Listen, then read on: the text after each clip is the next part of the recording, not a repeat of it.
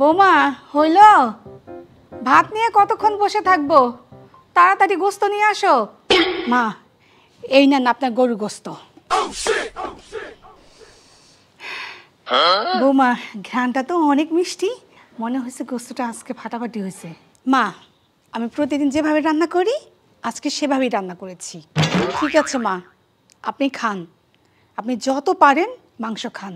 তুমি যাই ক, আমি খাই সময় নষ্ট না করে।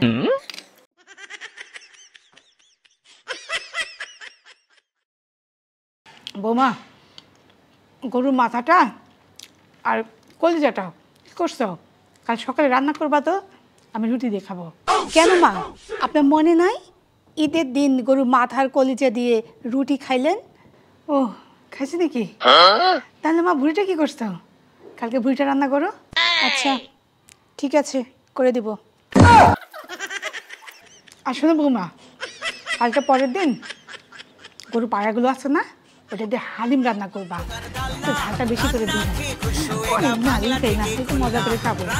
আচ্ছা আচ্ছা ঠিক আছে মা, করে দিব নি।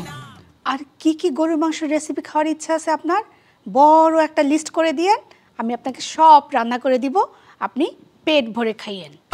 মা, তুমি এখন যাও, আমি একটু আরাম করে খাই, ঠিক আছে?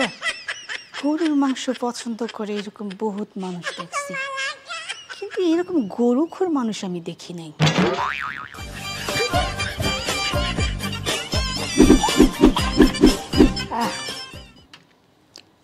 খেয়ে মনটা ভরে গেল।